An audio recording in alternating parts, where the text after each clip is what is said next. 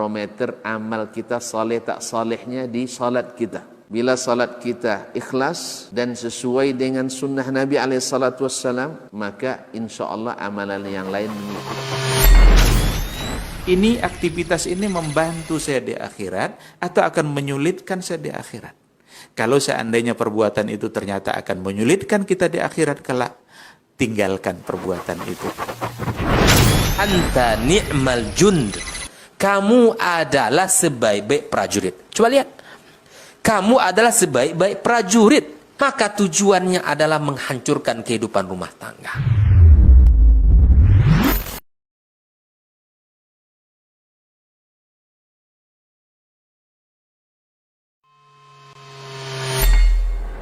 Di para sahabat itu, kaum muslimin, yang terbayang bagi mereka itu adalah infak.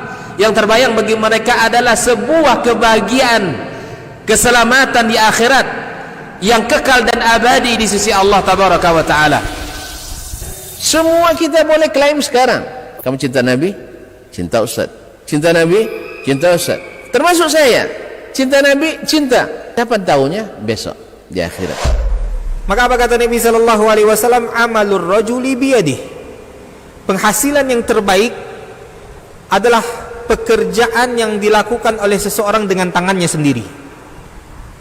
Wa kullu bai'in mabrur. Dan setiap jual beli yang mabrur. Ini aktivitas ini membantu saya di akhirat atau akan menyulitkan saya di akhirat? Kalau seandainya perbuatan itu ternyata akan menyulitkan kita di akhirat kelak, tinggalkan perbuatan itu.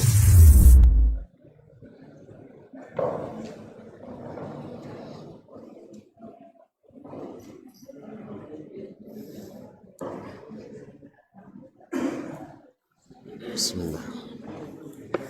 Assalamualaikum warahmatullahi wabarakatuh. Alhamdulillahi rabbil alamin. Wassalatu wassalamu ala ashrafil anbiya'i wal mursalin wa ala alihi wa ashabihi ajma'in wa man tabi'ahum bi ihsanin ila yaumiddin. Amma ba'du, fa usi nafsi wa iyyakum ayyuhal muslimun wa ayyatuhal muslimat bitaqwallahi azza wa jal rabbil ardi was samawat fa innahu qad fazal muttaqun ya ayyuhalladzina amanu taqullaha haqqa tuqatih wa la tamutunna illa wa antum muslimun. Bapak dan ibu-ibu, saudara-saudara dan saudari serta adik-adik jemaah salat maghrib dan insyaallah isya di Masjid Mus'ab bin Umair radhiyallahu ta'ala anhu, Pulau Payung, Rombio Jaya, yang saya muliakan, yang saya hormati, yang saya cintai. Alhamdulillah, pada maghrib ini menjelang isya kita diizinkan Allah Subhanahu wa ta'ala untuk sama-sama menelaah dan mengulang-ulang kaji lama di salah satu rumah Allah ini, Masjid Mus'ab bin Umair. Mudah-mudahan Allah jadikan ini sebagai tanda syukur kita kepadanya, diberikannya kita nikmat sehat, nikmat sempat, dan kita gunakan untuk berbuat taat. Semoga Allah menerima ini sebagai tanda syukur, sehingga Allah beri tambahan nikmat yang membuat kita sentiasa dalam keadaan bersyukur. Selanjutnya salawat dan salam kepada baginda Nabi Muhammad junjungan alam yang telah mengajarkan kepada kita al-Islam, yang diridai oleh Allah Tabaraka wa Ta'ala dengan seterang-terangnya dan sejelas-jelasnya. Mudah-mudahan Allah lapangkan hati kita menerima al-Islam dan dijauhkan daripada segala yang memalingkan kita daripada ajaran Nabi kita alaihi salatu wassalam. Kaum muslimin dan muslimat, oleh itu kita datang belajar melalui kitab atau melalui hadis-hadis yang diriwayatkan oleh Imam Al-Bukhari dalam kitab At-Tauhid yang merupakan bagian terakhir dari kitabnya Al-Jami' As-Sahih. Al-Jami' As-Sahih yang dikenal dengan Sahih Al-Bukhari. Dan barangkali masih lupa ya, Imam Al-Bukhari memulai kitabnya dengan Kitabu Bad'il Wahyi, yaitu awal mula turun wahyu. Berarti mulai agama ini ada setelah turun wahyu. Kemudian beliau khatamkan dengan Kitabut Tauhid. Ini maknanya sangat dalam, bahwa tujuan turun wahyu itu adalah agar umat ini bertauhid. Jadi awal mulanya ini wahyu. Tujuan daripada turun wahyu adalah bertauhid. Nah, segala hal yang di antara keduanya ya ditopang oleh wahyu, kemudian berujung pada tauhid. Makanya setelah Kitabu Bad'il Wahyi nanti masuk Kitabul Iman, di mana wahyu akan melahirkan orang-orang beriman. Setelah itu Kitabul Ilmi, setelah beriman baru nuntut ilmu, ya, karena ilmu itu mengokohkan iman. Nah, karena kita berilman pada Al-Quran dan hadis Nabi SAW, maka dituntut ilmunya. Dari ilmulah lahir ibadah-ibadah. Ini runtut dan runut yang ditulis oleh Imam Al-Bukhari dan imam-imam yang lainnya. Mereka tidak sembarang menyusun, tapi karena pemahaman yang mendalam.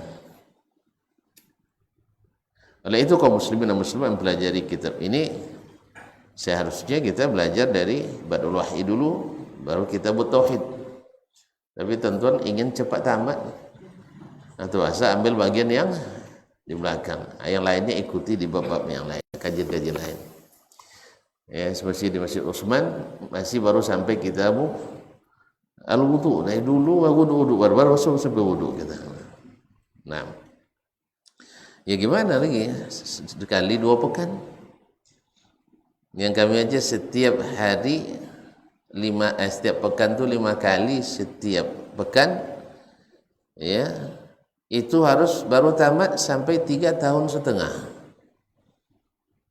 Itu setiap hari, setiap pekan 5 kali. Dan dalam satu kali mengaji kadang 3 sampai 4 bab, kadang sampai 6 bab. Nah, bandingkan dengan kita yang sekali sebulan. Sekali sebulan, dan sekali hadir 1 hadis, bukan 1 bab. Tapi seperti kata orang Arab, ma la yudraku kulluhu la yutraku kulluhu, kadzalik. Yang tak bisa didapat semuanya, jangan pula ditinggalkan semuanya. Nah, ma'asyarul kiram dirahmati Allah. Jazakallah. Masya Allah. Untuk sekarang, ayolah, jazakallah khair. Baik, kita sudah beberapa kali, alhamdulillah sudah 2 bab kita lewati. Sekarang masuk babu qaulillahi ta'ala, bab tentang firman Allah Ta'ala. Qul ad'ullaha aw ad'ur rahman ayyamma tad'u falahul asmaul husna. Dalam surat apa itu? Al-Isra ya, ayat 120. Nah, atau 110. Qul ud'u Allah aw ud'u Ar-Rahman ayyamma tad'u falahul asmaul husna. Katakanlah, berdoalah kepada Allah atau panggillah nama Allah. Aw ud'u Ar-Rahman atau panggillah Ar-Rahman. Ayyamma tad'u, apapun nama yang kalian seru, falahul asmaul husna. Allah punya banyak nama yang husna, nama yang indah dan lengkap. Ma'asyiral kiram dirahmati Allah. Jadi Imam Al-Bukhari rahimahullah dalam bab ini, wallahu taala alam, ingin menunjukkan kepada kita bahwa nama-nama Allah itu banyak walaupun zatnya hanya satu. Imam Ibn Hajar rahimahullah mengatakan ini isyarat kepada sebab datangnya hadis atau sebab turunnya ayat seperti yang disebutkan oleh Imam Ibnu Marduyah atau Mardawaihi dalam tafsirnya, bahwasanya orang-orang Arab dulu jahiliyah menyentil Nabi alaihi salatu wassalam. Apa usah menyentil lo? Tak jantik orang menyinggung-nyinggung Nabi. Inya tahu gak syirik orangnya syirik jualnya, itulah bahasanya. Ya, Nabi memanggil ya Allah, ya Rahman. Ya Allah, ya Rahman, ya Raziq, ya Malik. Jelas tu? Nah, jadi mereka mengatakan, katanya Muhammad itu menyeru, tidak boleh menyeru banyak Tuhan, padahal dia juga menyeru banyak Tuhan. Jelas ya? Mereka mengira ketika kita menyebut ya Allah, so ciklah, ya Rahman, ciklah, ya Rahim, ciklah, kan itu? Jelas ya? Maka orang-orang jahiliyah mengira Tuhan itu menurut Nabi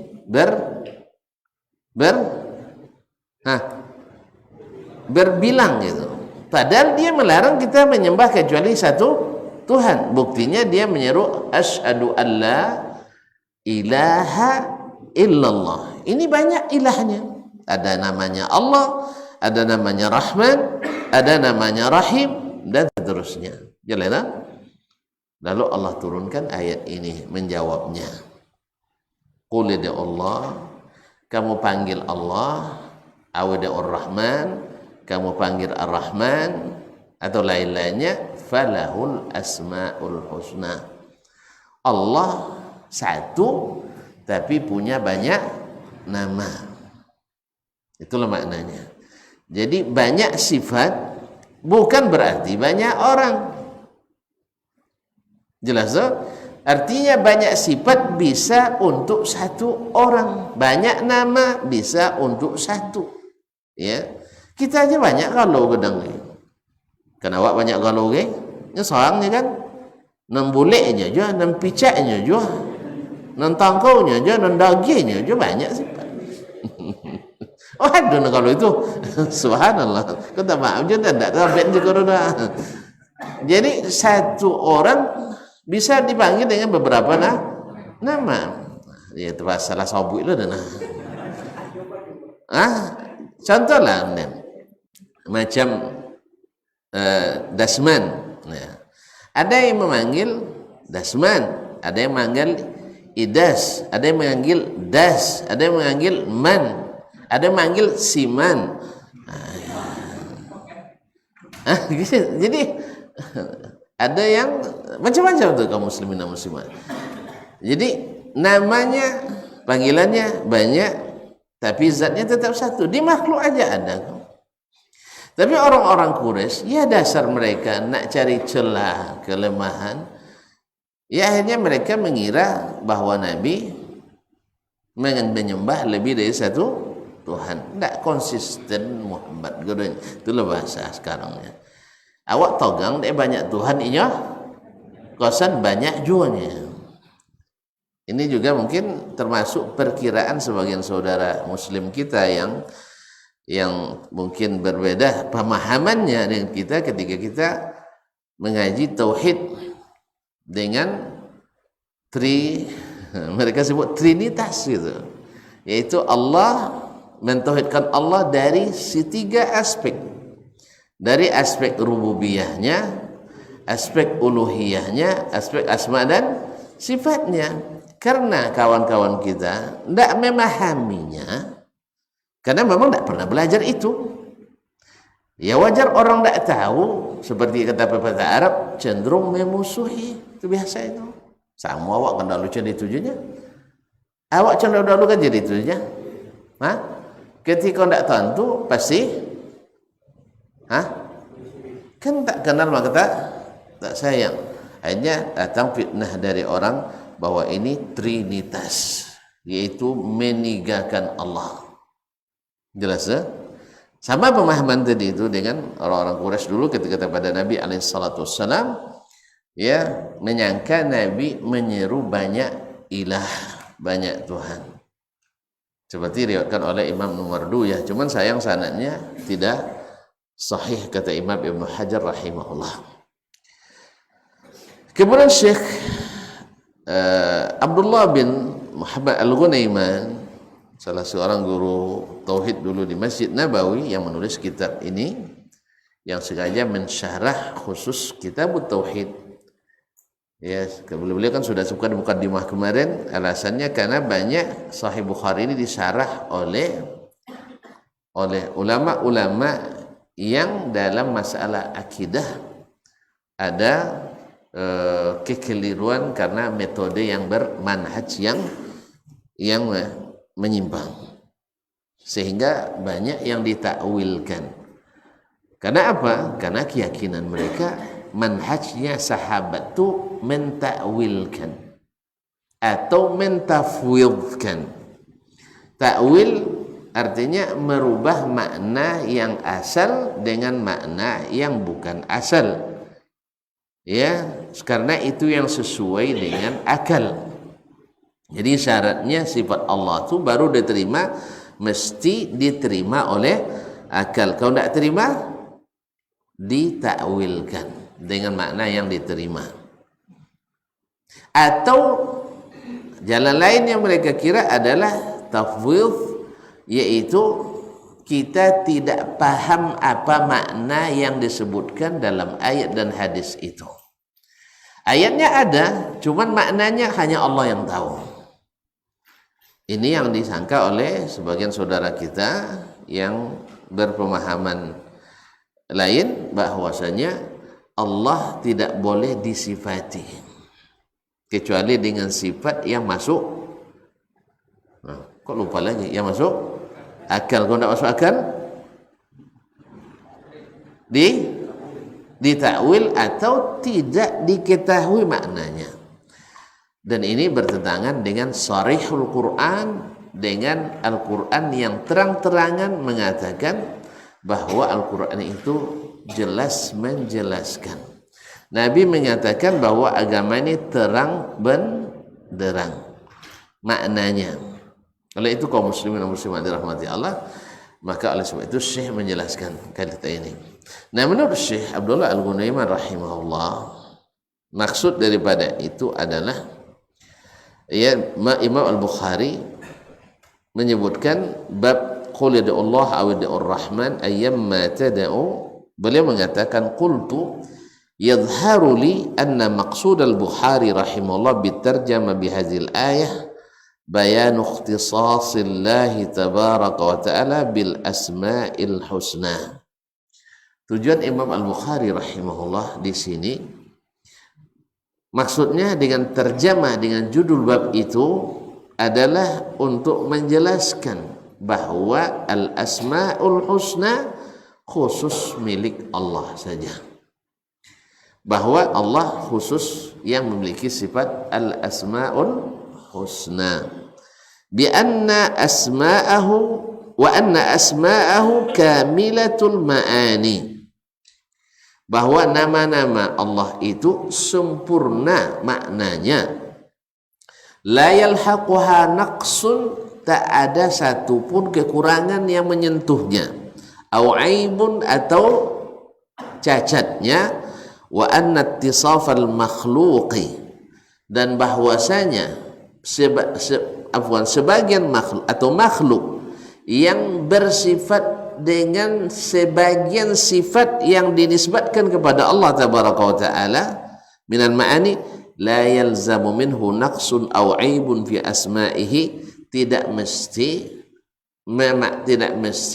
ada kekurangan atau cacat pada nama-nama Allah dan sifat-sifatnya.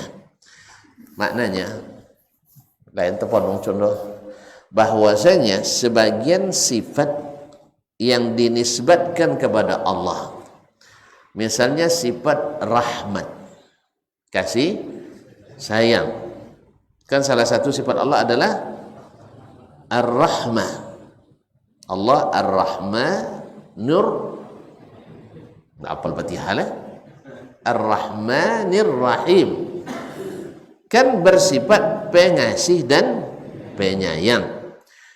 Nah, makhluk ada tak sifat pengasih dan penyayang? Ada. Nah, sifat makhluk pengasih dan penyayang sempurna atau ada kurangnya? Ada kurangnya. Ada kadang waktu sayang sodoben deh, sagi ponci ambil sodolio deh, ya kan? Jadi itulah manusia. Kasih sayang manusia itu kurang. Kasih manusia itu tidak seperti kasih sayang Allah. Nah, bersifatnya makhluk dengan sebagian sifat yang semakna dengan sifat Allah, tidak mesti sama sifat Allah dengan sifat makhluk, sehingga mengharuskan kita menolaknya. Karena nanti akan ada aliran dalam Islam seperti Al-Mu'tazilah dan ahli ta'wil menolak rahmat itu sifat Allah. Seperti yang nanti dinukil oleh Imam Al-Maziri yang juga pensyarah Sahih Bukhari, coba bermazhab akidah tidak mengikuti as-salafus salih. Dia mengatakan Allah tak mungkin bersifat rahmat, sebab sifat rahmat itu sifat makhluk. Jadi apa makna rahmat menurut mereka? Allah ingin memberi pahala kepada yang berbuat baik. Jelas? Ini namanya mentakwilkan, sebab tidak masuk dalam akal. Kalau patokannya akal, alhamdulillah akal kita masuk. Nah, jadi siapa yang lebih luas akalnya, insya Allah banyak masuknya. Tapi kalau sudah banyak isi yang lain di dalamnya, mana boleh masuk? Makanya dalam berakidah, kalau kita amati asyhadu alla ilaha, itu kan menafikan segala sesuatu yang disenangi, digandrungi, dicintai, yang disembah, ditaati, itu harus dinafikan semuanya. Lalu kita isbatkan illallah, hanya kepada Allah. Ibarat menanam tauhid, ibarat menanam, ya, uang menanam batobe dulu atau enggak? Ditobe dulu. Borosyong kok nak nanam sawit, di mana nanam sawit? Kalau di kampung tobang pisang dulu. Gitu. Tobang dulu. Kok gota gitu, tobang gota dulu. Kalau disolein ya sawit dulu di samping gota dulu, gota iji sawit sakit. Gota ndak bado, gota sawit ndak pona buah. Kok buah mosyoknya. Jalirnya. Jaleh. Jadi kalau tauhid disampingkannya dengan syirik atau dengan sebab-sebab yang membawa kesyirikan, maka tauhidnya tidak akan subur. Tidak akan subur, terganggu oleh tanaman-tanaman lain. Makanya mesti dibersihkan. Beladang juga begitu. Kalau wak baladang, kalau dulu mengasang, lah ya mengasang lah, kan abe dia. Kan abe mengasang lah, enggak. Apa abe mengasang ni? Di mana dulu ngasang sih ke? Sungai Macang. Abe dia adanya jadi, enggak ya abe dia. Memanglah muda-muda mungkin ya nam. Lah milenial. Jadi kalau mengasang kan batabe dulu. Enggak langsung tuge lah. Hanya tuge enggak jauh beda orang kau lah. Apa tugenya? Lain alhamdulillah. Langsung ditobe dulu baru dituge. Ya Allah le bapanggang lah dak lulusan. Memancan dulu. Taruh memencan. Enggak tahu ya. Jangan pelapa ayah dia jelaskan. Nyengasang aja tak tentu, apalagi memancan. Tuge tak tahu juga. Tugal? Tugal lah itu. Tuge. Jadi kaum muslimin dan muslimat harus intinya segala yang mengganggu tanaman itu harus dihilangkan dari diri kita. Kalau tidak masuk dia. Makanya Abu Talib tidak sanggup dia itu karena dia tidak menyiapkan hatinya untuk tauhid itu. Oleh itu kaum muslimin dan muslimat dirahmati Allah SWT. Jadi saya ingin katakan bahwasanya Imam Al-Bukhari ingin jelaskan kepada kita bahwa sama nama sifat Allah dengan sifat sebagian makhluk atau nama Allah atau sifat Allah dengan sebagian sifat makhluk sama maknanya, tetapi Allah husna kamilah, sempurna. Kalau pada hamba tidak sempurna. Dan itu tidak membuat kita menolak sifat-sifat Allah tadi. Kecuali tadi kalau sudah masuk dulu semak-semak, ialah basianik di situ, lah basam, ya, ajenjelah tumbuh pakai apa namanya kayu apa? Kayu asak. Asak nak tentu tu. Ngam, lainnya. Nah, subhanallah bedanya, tapi asak enggak nah. Subhanallah. Asak tu ancak tok pagau. Itu kalau berapa dia berkulit tu, buang kulit dulu. Lewat buang kulit tu deh. Cepat kedai sultan tu dah. Kaum muslimin dan muslimat dirahmati Allah SWT. Jadi apa namanya? Kalau sudah banyak semak-semaknya, memang harus disiangi dulu. Ayang nama manyang nomor antu adonan. Ya kok asam dianjang. Kok sianik ditobe. Kok umpuik di siang. Kalau gitu, itu digambutkan tanahnya, disuburkan, dipangku. Sudah itu sudah mangku pun nomor. Catuk enggak ada nomor. Cilatuk dia cilatuk enggak habis nama. Kedak dah. Enggak pada beladang kuliah aja habis. Setiap terlambat tuan-tuan ni duit dah habis. Jadi cilatuk sudah itu bau lah agak apa kata lah agak datuk baru ditugal. Tapi kalau le bonca tak perlu tugal lah. Ini tanah kasang, tadi cerita kita kasang kan mengasang. Nah, kalau dilakukan setelah itu harus selalu disiang. Kan umpuk copet tumbuh, makanya ibaratnya harus kau tahu ngaji. Kalau dapat sekali kaji itu sudah itu didapat, indah kan buah. Jika buah budak ponong batang pun akan mati, dikepung oleh yang lain-lain. Oleh itu kaum muslimin dan muslimat dirahmati Allah SWT, ini kata Syekh bahwasanya Imam Al-Bukhari ingin isbatkan dalam bab ini bahwasanya panggillah Allah, panggil Ar-Rahman. Ya, bahwa apa buktinya kata Syekh? Sebab dua hadis yang dia sebutkan di dalam bab ini nanti, ya, salah satunya adalah sifat Allah yang juga dipakai pada sebagian makhluk. Irhamu man fil ardi yarhamkum man fis sama. Berarti Allah menyuruh kita menyayangi dan balasannya Allah menyayangi kita. Berarti makhluk menyayangi, Allah menyayangi tetapi tidak serupa. Laisa kamitslihi syai'un. Ini menurut Syekh mafhumnya. Wallahu taala alam. Ala kulli hal, apakah dengan tujuan yang pertama yaitu untuk menjawab apa yang disindirkan oleh orang-orang jahiliyah kepada Nabi, tapi memang riwayatnya tidak sahih. Tapi Syekh di sini juga berijtihad mengatakan bahwa ini maksud adalah untuk mengisbat apapun nama-nama Allah yang husna dan sifat-sifatnya yang uliah, yang tinggi, walaupun sebagiannya digunakan untuk menyifati makhluk, dan itu harus diterima semuanya, dan insya Allah masuk akal semuanya, kecuali tadi akal yang sudah ditumbuhi oleh semak-semak keyakinan yang lain. Ma'asyiral kiram dirahmati Allah Subhanahu wa taala. Taib, alasan beliau tadi sudah disebutkan, sebab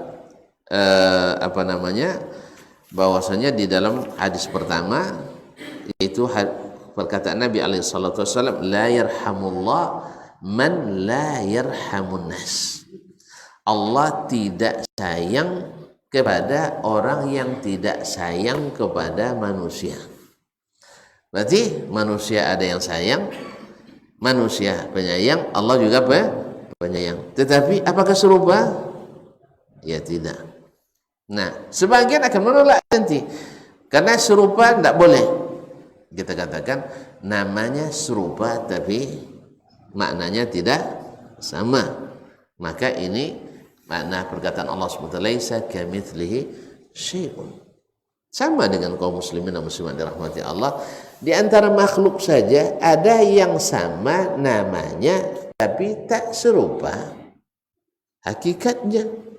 Ya tak? Di makhluk saja, makhluk ya, manusia punya tangan. Ya.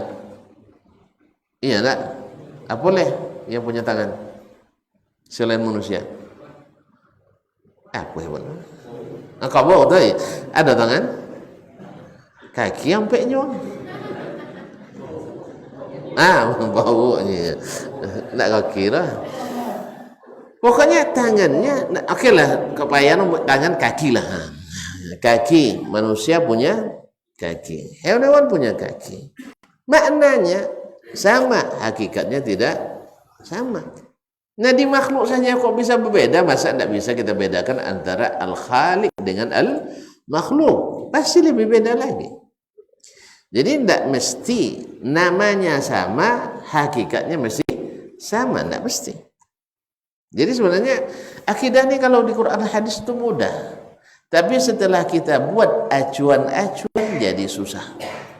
Belajar akidah, baca Al-Quran, ya langsung kita yakini maknanya, selesai. Dan pakai al-kaidah Al-Quran juga, laisa kamitslihi syai'un. Nah, baik, berkata Imam Al-Bukhari rahimahullah, haddatsana Muhammad qala akhbarana Abu Muawiyah anil A'mash an Zaid bin Wahab wa Abi Dhabyan an Jarir bin Abdullah qala Rasulullah sallallahu alaihi wasallam, la yarhamullahu man la yarhamun nas. Berkata Imam Bukhari telah menceritakan kepada kami hadis ini Muhammad. Siapa enggak Muhammad kan? Muhammad ibn Syafi'i? Tidak ada. Bukhari tidak berkata dari Imam Syafi'i. Muhammad bin Abdullah ibn Numair al-Hamdani al-Kufi. Qala akhbarana Abu Muawiyah, telah menceritakan kepada kami Abu Muawiyah, yaitu Muhammad ibn Khazim, Muhammad ibn Khazim ad-Darir, athbatun nasi fil A'mash. Anil A'mash, dari Al-A'mash yaitu Sulaiman ibn Mahran al-Kahili Abu Muhammad al-Kufi, salah satu dari ulama tabi'in yang menjadi, atau salah satu dari 6 ulama tabi'in yang menjadi poros sanad-sanad hadis di masa itu, di masa tabi'in. Taib, an Zaid bin Wahab, dari Zaid ibn Wahab wa Abi Dhabian, dari Zaid ibn Wahab dan Abu Dhabian, an Jarir bin Abdullah, dari Jarir bin Abdullah, itu Jarir bin Abdullah ibn Jabir al-Bajali Abu Amr al-Ahmasi. Nah, beliau adalah sahabat Nabi alaihi salatu wassalam, adalah sahabat Nabi alaihi salatu wassalam, masuk Islam termasuk di akhir-akhir kehidupan Nabi sallallahu alaihi wasallam, tapi didoakan oleh Nabi alaihi salatu wassalam. Beliau sangat teguh dalam memegang janji dengan Allah dan Rasul sallallahu alaihi wasallam. Sampai-sampai sebagian menganggap aneh kadang. Salah satu kisah disebutkan oleh Imam Muslim bahwa beliau pernah menyuruh anak buahnya atau hamba sahayanya membeli kuda. Dan beliau ini orangnya sangat tampan dan orangnya tinggi. Kalau naik ke kuda, kaki junten ke bawah sampai ke tanah, tinggi tu. Ya, jadi kalau di ujung kaki dia ke kuda tu hampir menyentuh tanah. Jadi itulah panjangnya dan ganteng. Sampai-sampai digelar dengan Yusufu Hazil Ummah, Yusufnya umat ini. Nabi Yusuf kan terkenal dengan ketampanan dan kerupawanannya, dianggap sebagai Yusufnya umat ini. Nah, dia menyuruh salah seorang dari hamba saya beli kuda, sepakatlah dibeli 300 dirham, tapi janji dibayar di rumah, COD, cash on delivery. Jadi sudah lama COD itu sudah lama, bukan baru, tuntun aja yang baru menggunakannya, ya. Jadi bayar di tempat. Sampai di rumahnya dilihat oleh Jarir. Tengok-tengok usap-usap kudanya, ternyata bukan kuda binal, kuda patu rupanya. Dia bilang, kudamu ini tak patut 300 dirham. Terkejut dia kan. Walaupun ada tawar-nawar, tadi kejut dia. Tapi dah sepakat saya katanya. Iya, ndak sepakat, ndak apa, kita ulang lagi kesepakatan. Iya, ndak patut 300. Saya mau tawar 400. Mau enggak katanya? Hah? Kamu kecil tak? Hah? Tentulah. Tak ada kajutnya kan, sampai atui tawarannya. Akhirnya dicoba, diacak adanya. Naik dia kuda tu. Akhirnya puas pula dia dengan kelihayan kuda itu. Dia kan ahli berkuda juga. Dia bilang, ini 400, enggak juga bagus ini. Mesti 500. Mau enggak? Tambah mau lah orang. Setiap dia coba kuda itu, semakin dia tambah harganya. Terakhirnya dia beli 800 dirham. Awak kok sampai onta sosak ya? Tanah kok cunyanya. Dan balik podang 80 juta nya. Ikut dia anak terpasu juga kan di bayu juga ini. Ya 30 juta lah nya. Alhamdulillah dapat doyan. Untung. Padahal piti 3 miliar simpanan. Tolok je memanfaatkan kesempitan orang lain. Tanah di mana-mana lah nawu kan? Allah musta'an. Tapi Jarir tidak. Jadi kau tak mahu memang pedagang kan syukur dapat cari turun. Iya kan ya, mana pedagang. Iya. Cuman jen kalau bisa, list kali buat sudah Jarir kan. Iya, lepas pula mau balinya. Lah 5 tahunnya. Sono kini ogo lah jadi 2 juta sono ogo nya kan. Tapi pola waktu sosaknya harus lagi sebayunya. Antak kuang je boleh. Bisa 8 bolehnya. 4 juta. Nya ogo lah 2 kan. Lanjut 30. Hah? Apa? Oh, tu kan jual patigo. Jadi Allah Ustaz. Nah, Jarir bin Abdullah enggak. Dia bilang dari 300 naikkan 100, naik 100 jadi 800. Ditanya oleh orang setelah selesai akad itu, apa yang buat saya kayak gitu? Dia bilang, saya inni ahadtu Rasulullah sallallahu alaihi wasallam ala nushi li kulli muslim. Saya berjanji dengan Nabi harus jujur kepada setiap muslim. Kalau saya jual, tidak mau saya jual 300. Berarti saya harus beli juga seperti saya siap menjualnya. Jelas? Mau agak payah kena ya. Jen, kalau kelas-kelas kot kan tinggi iman kok. Awak nonda-nonda aja lah. Ya, bosun ni nju sayu di pasau komi tu. Bapo sayu sakobek ni nya. Kok bayam pauman ke kan? Bayam paunan. Tu yang paunan. Bayam yang ditanam di paunan topik maut. Tu lama tu. Tak sama je bayam kabun agak hapus kan kali tu lama badaram. Tak pernah nginyam ji? Tidak terlarang lah makan. Jadi kaum muslimin dan muslimat yang masalah. Bapak sekobek ni bapak misalnya 2,000 tapi 3-5,000 nya kan. Sekali tawar lah. Boleh 10-3 ya. Kalau tidak taponuk ni malaikat gini je kan. Iya. Nya tawar dia nya 2,000 sekobek. Sudah itu awak minta 10,000 tak nak terkajut lah. Kan tak banyak tu tuan-tuan. Bagi awak mungkin tak banyak, tapi bagi beliau sangat-sangat berarti. Cuba boleh sekali aja. Kau tak bono. Tak bono gila rumah kan. Abang belanja dan 200 cukup dan pono kanjangnya. Bisa beli apa ni kan salihnya. Abang 500 tak ada kan salih dapat dia. Hanya tiap wali cin itu tahu. Allah Ustaz. Baik azan. Baik kita azan dan kita lampu sebentar insya-Allah.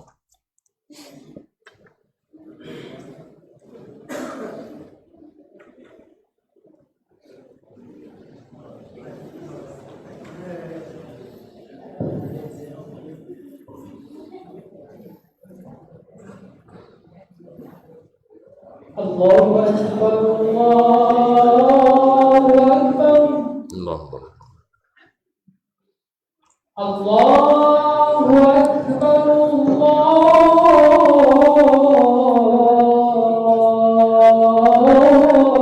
Akbar. Allah. Asyhadu an la ilaha illallah.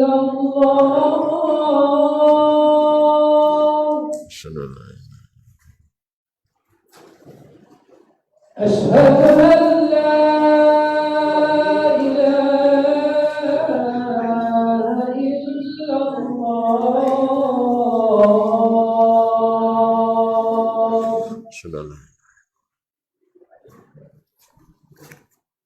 أشهد أن محمدا رسول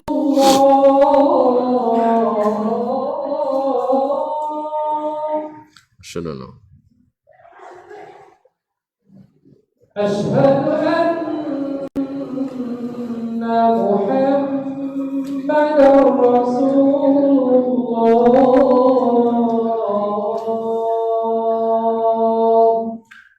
الله. حي على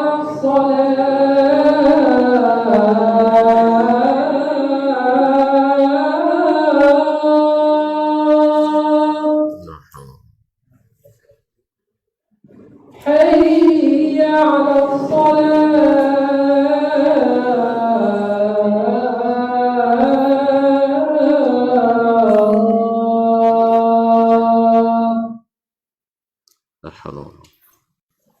حي على الفلاح.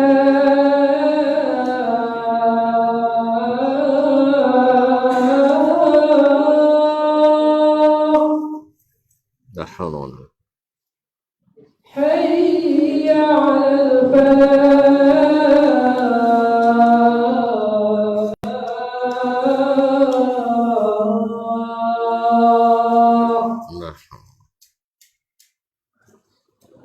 Allahu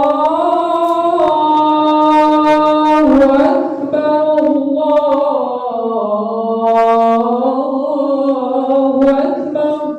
Allahu Akbar. La ilaha illallah.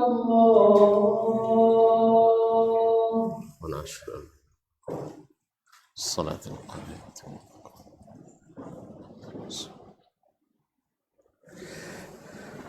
Kaum muslimin dan muslimat rahimanillah wa iyyakum. Jadi Jarir bin Abdullah Al-Bajali yang sudah kita jelaskan tadi bagaimana beliau radhiyallahu anhu meriwayatkan dari Nabi alaihi salatu wassalam dalam kitab yang diriwayatkan oleh Imam Bukhari ini, la yarhamullahu man la yarhamun nas.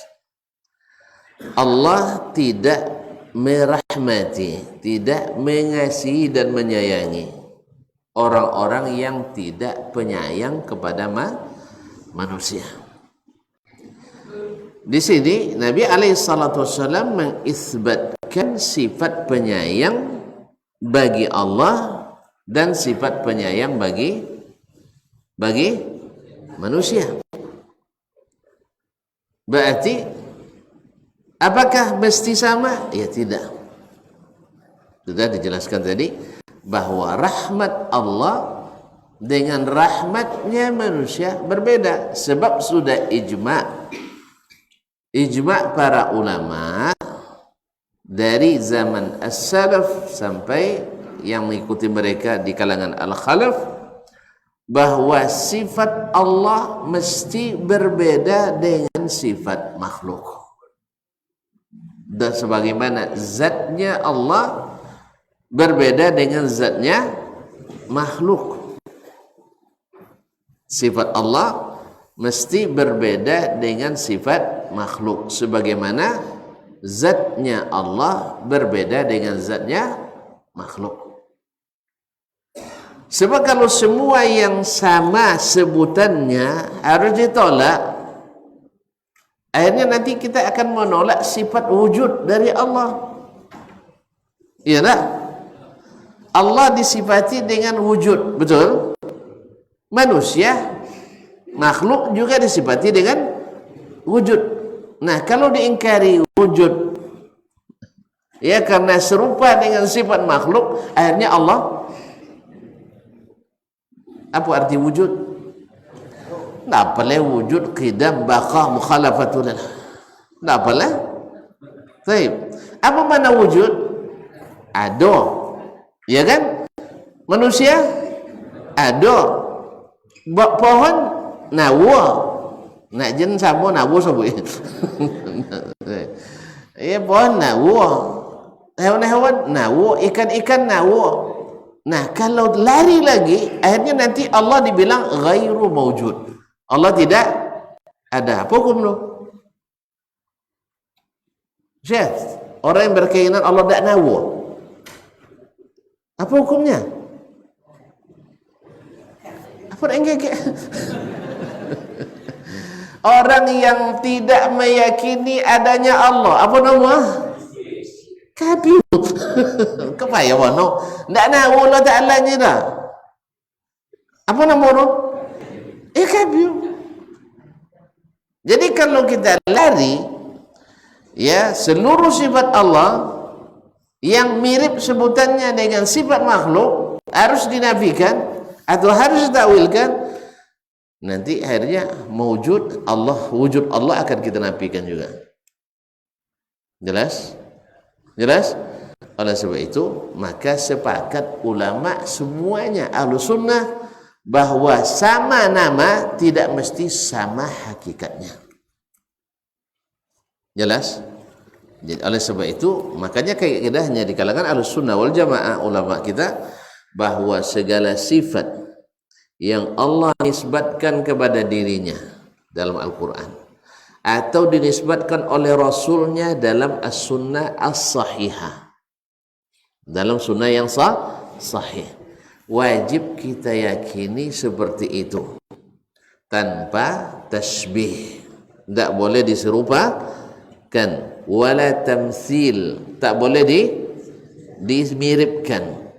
Wala ta'wilin, tak boleh ditakwilkan. Wala ta'tilin, tak boleh pula ditafwidkan. Artinya tak boleh dikosongkan dari makna. Sebab tasbih jelas tak boleh Allah diserupakan dengan makhluk, karena itu syirik. Syirik hukumnya keluar dari Islam. Tamthil juga seperti itu, meyakini Allah semisal makhluk juga mengeluarkan kita dari Islam. Wala ta'wil, tak boleh ta'wil. Apa sebab? Ta'wil ini tidak ada. Maksudnya ta'wil memalingkan dari makna yang asli, bukan menafsirkan. Karena ulama salaf menggunakan makna ta'wil itu dengan makna tafsir. Dan mutaakhir al-khalaf menggunakannya dengan makna merubah makna suatu lafaz. Makanya ta'wil di kalangan as-salaf mafhumnya beda dengan ta'wil di kalangan al-khalaf. Al-khalaf maknanya merubah-rubah makna nas yang ada dalam Al-Quran dan hadis dengan makna yang tidak ada dalilnya, kecuali hanya karena mengikuti hawa akal. Ma'asyiral kiram dirahmati Allah Subhanahu wa taala. Dan tidak boleh pula dita'til, artinya dikosongkan dari makna.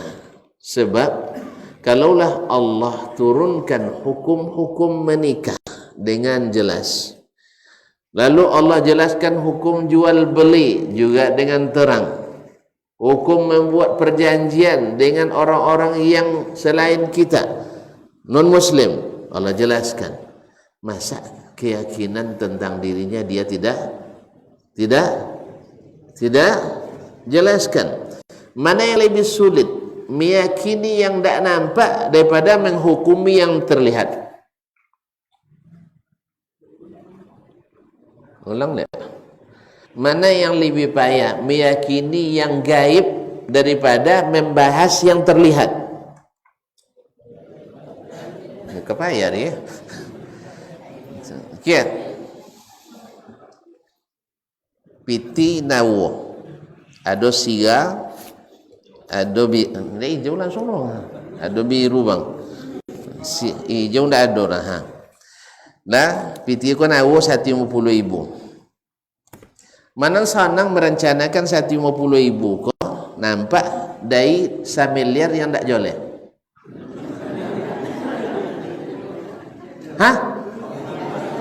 Sanang menganggarkan ikoleh.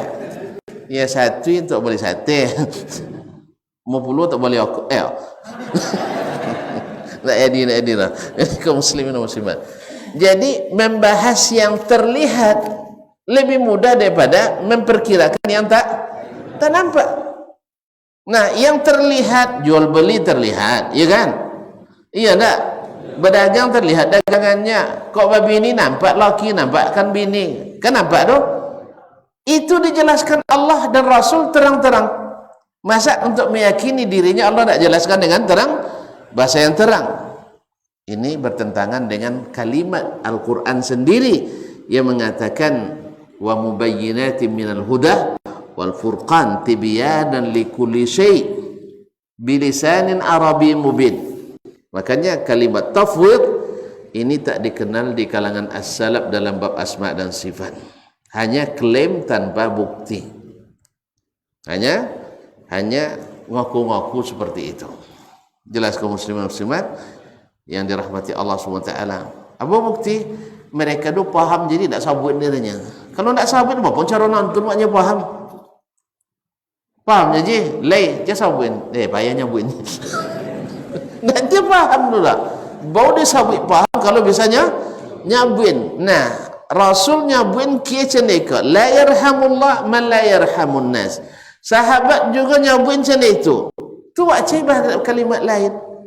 Apa paham? Tak ada dalil. Cuma mereka paham tak ceneka orangnya. Berarti noko. Jangan salah baca tak? Noko lain tu. Manoko. Ia tidak ada bukti. Ini ada yang nak menisbatkan faham tafwid ini kepada para as-salaf. nya beransur-ansur dulu. As-salaf itu jole bezo je khalaf lebih berilmu nya lebih hikmah, sedangkan as-salaf lebih selamat. Itu dahulu kaji ndak kanang leh nyera nonton ngaji itu dahulunya. Itu kami kaji dulu bahwa manhaj as-salaf lebih selamat, sebab ndak mendalami jauh-jauh. Sebab kalau dalam-dalam mana nyalam lome, kalau lome kenapa kira-kira orang lome pernah lome sih letang pandangan ndak kalam pandangan. Makanya dalam bab itu ndak boleh nyalam dalam bono. Tu tiap banyak salah kaji tu.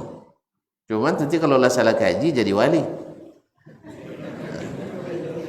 Itu dah salah tu payah pun dia kan. Ni kalau lah sudah salah kaji jadi wali. Allahumma musta'an. Masyaallah kiram dirahmati Allah Subhanahu wa taala.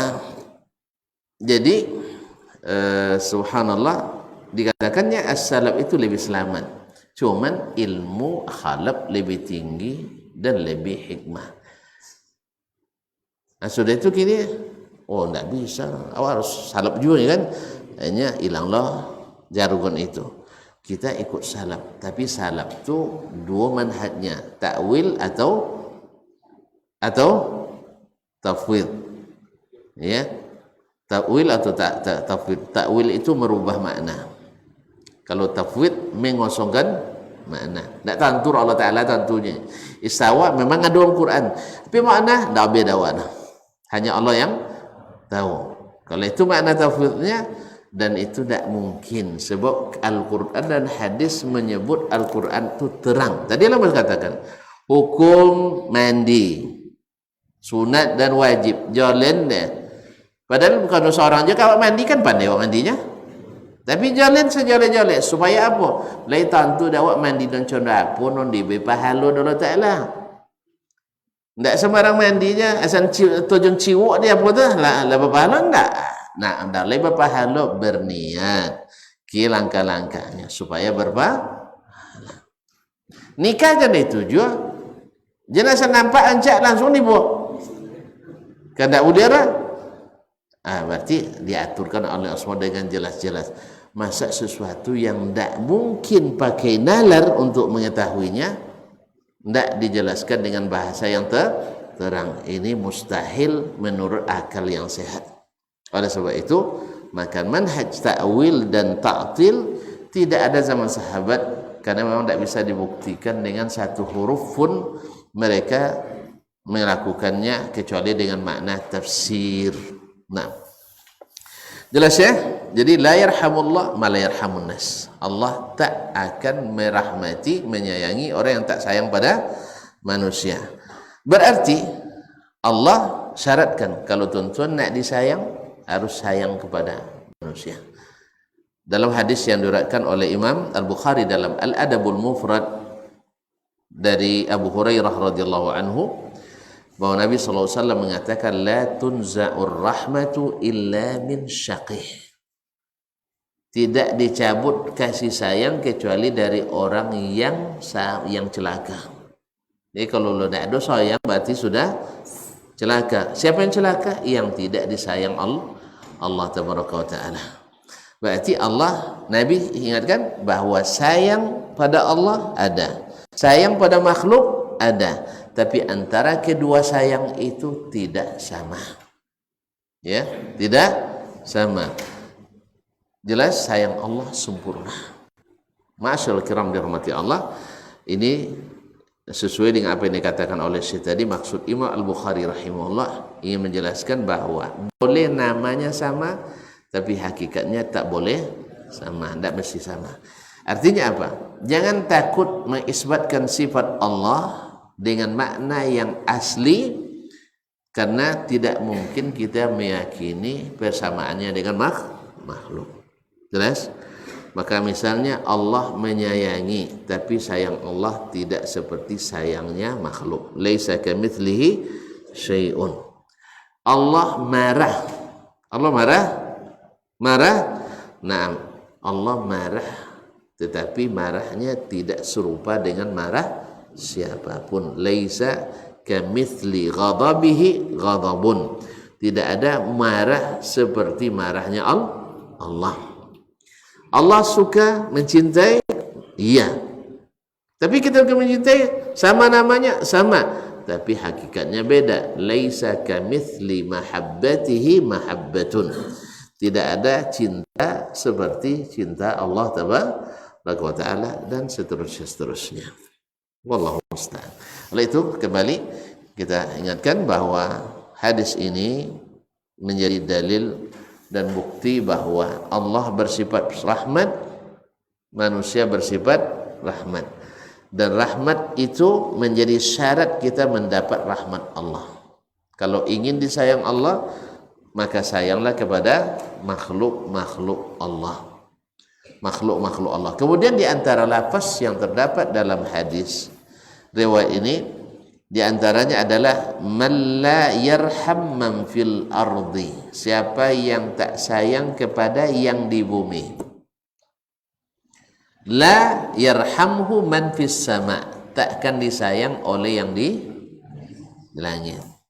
Ini juga terdapat sifat lain lagi, yaitu Allah di atas. Allah di atas. Oh, di atas mestilah kalau gitu berjihad, mesti berarah. Ya, antum menyerupakannya dengan makhluk. Kalau kita kan tidak mesti berarah. Itulah sebabnya Imam Tahawi dalam muqaddimah syarh aqidah Tahawi dia sebut Allah munazzah minal jihati sit. Allah disucikan dari arah. Maksudnya bukan kita tidak katakan dia di atas, karena di atasnya Allah tidak mesti berarah. Jelas? Nah, tapi karena sulit nih ya, karena sebagian mengatakan kalau menunjuk ke atas kan alasannya Allah tuh, bumi itu kan bundar, bumi kan bulat. Siapa nyebut? Hah? Siapa nyebutnya bulat? Sabutlah dayan ya, gitulah. Nah, sebab itu yang nampak dawak kan bola bumi kan, itu nama bola bumi. Tayyib bulat. Berarti yang wang Rusia di atas gini tu kan, wang Australia di bawah. Contoh nyongkeknya kini di mana langit cuy ke Australia, di atas pun di bawahnya, tetap di atas. Tak apa ya, di dunia sana memahami rupanya. Jelas ya.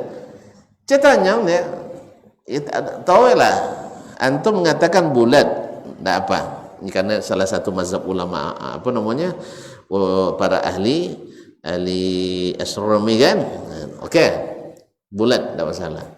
Cuman apakah orang yang posisinya kini dalam bola bumi itu di bawah?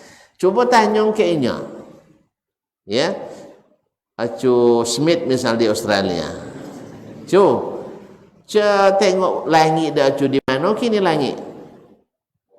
Jawabannya apa? Mesti lihat. Iko sono mementahkan teori bumi bulat. Tapi dia tentulah langsung meyakini, tidak bisa diubah, tawil lah, tidak masalah. Tapi tetap langitnya di atas. Apa ya? Berarti Allah di atas, baik bagi orang Rusia maupun bagi orang Australia. Nah, payah pahamnya. Gitu tu jadi dalam ibadah salah kaji mereka. Kan kita hanya disuruh Allah mendalam, memahami dan mengimani, bukan menyelami. Makanya mereka salah kaji, sudah itu hilang akal, jadi wali. Kita tidak pernah disuruh membahas itu oleh Allah dan Rasulnya sallallahu alaihi wasallam. Andainya perlu dibahas, berarti Nabi dah bahas itu. Tapi hanya Nabi beritakan begini, kita yakini karena bahasa Nabi itu jelas menjelaskan. Buktinya di dalam hukum fikih kan kita ambil bahasa Nabi kan. Masa ketika hukum fikih diambil makna zahir, ketika di hukum akidah tidak diambil makna zahir. Mana dalil yang membeda-bedakan itu?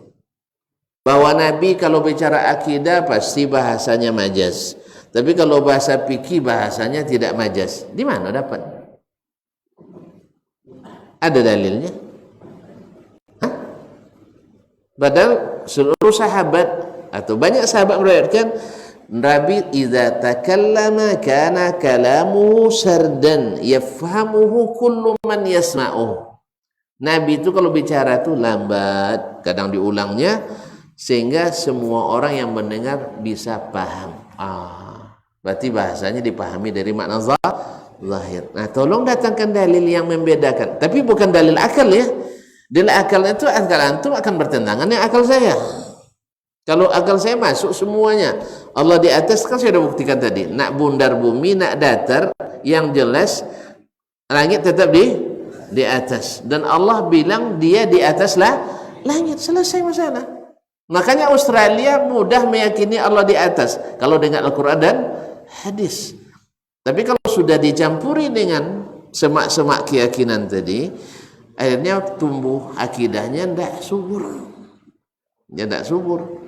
Sehingga Al-Quran diotak-atik, hadis diberateli. Sehingga nanti akan keadaan lain lagi. Bahwa hadis itu kalau tidak mutawatir tak dipakai hujjah dalam akidah. Ada dalil yang membedakan itu dari Nabi? Tidak ada juga. Nabi tidak pernah membedakan dalil hadis tentang akidah dengan hadis yang bukan akidah. Semua yang datang dari beliau mesti dibenarkan. Ternyata kita mengada-ngada juga. Ulama yang buat. Betul ulama. Ya kan saya tidak bilang mereka tidak ulama. Karena memang yang menyimpang bukan hanya orang yang tidak ulama. Ulama juga kadang-kadang menyimpang. Buktinya antum bilang saya menyimpang. Saya walaupun belum ulama tapi talibul ilmi. Ya sebagaimana antum menyalahkan misalnya ulama-ulama besar sekelas Imam Al-Albani misalnya. Antum bilang juga salah kan? Kan ada yang menyalahkannya. Bahkan kan ada yang bilang bodoh kan cuma tukang jam katanya. Cuma tukang jam. Berarti ada ulama menyimpang. Menurut antum ada, menurut saya ada juga.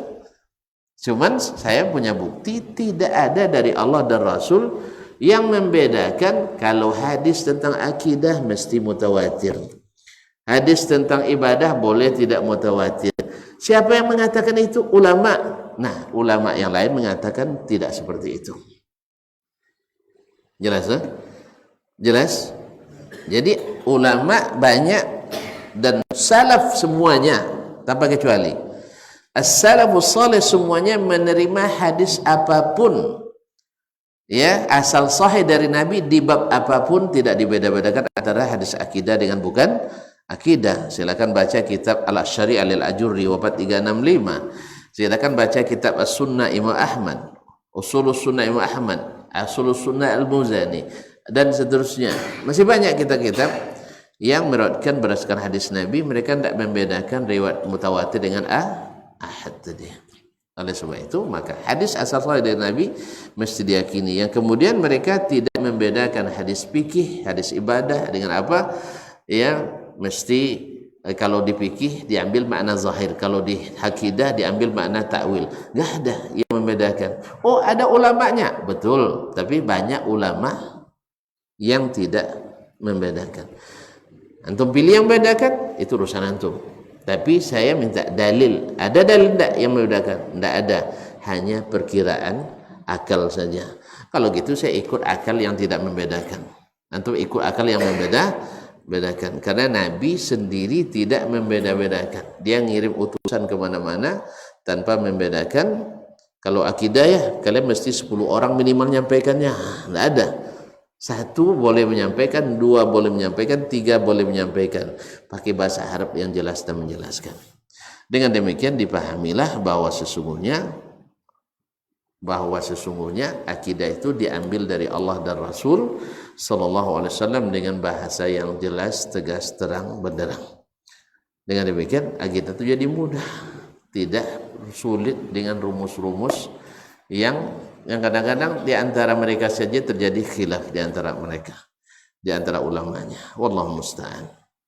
Jadi jelasnya kesimpulan hadis ini bahwa Imam Al-Bukhari maksud dengan bab ini menjelaskan bahwa sama nama Allah dengan nama makhluk atau sama nama sifat Allah dengan sifat makhluk di namanya tidak mengharuskan kita menolak sifat itu dari Allah, karena sama nama tidak mesti sama hakikat dan maknanya. Karena sayang manusia terbatas, sayang Allah tanpa batas. Murka manusia itu banyak aibnya, murka Allah semata-mata keadilannya. Oleh itu maka tidak akan bertentangan antara ayat dengan hadis-hadis dengan demikian, sehingga akidah itu lebih mudah untuk dicerna, asal sahih dari Al-Quran dan Sunnah, maka kita imani dengan mudah. Sekira demikianlah. Dan banyak tambah bodoh. Banyak tombol bodoh aslina. Mohon maaf dan terima kasih. Wallahu taala alam.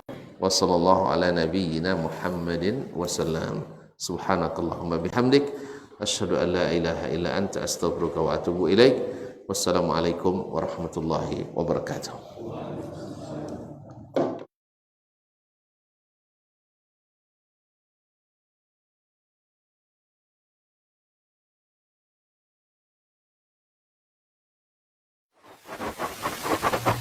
Barometer amal kita saleh tak salehnya di salat kita. Bila salat kita ikhlas dan sesuai dengan sunnah Nabi SAW, maka insya Allah amalan yang lain mengikuti. Ini aktivitas ini membantu saya di akhirat atau akan menyulitkan saya di akhirat. Kalau seandainya perbuatan itu ternyata akan menyulitkan kita di akhirat kelak, tinggalkan perbuatan itu. Anta ni'mal jund. Kamu adalah sebaik-baik prajurit. Coba lihat. Kamu adalah sebaik-baik prajurit. Maka tujuannya adalah menghancurkan kehidupan rumah tangga.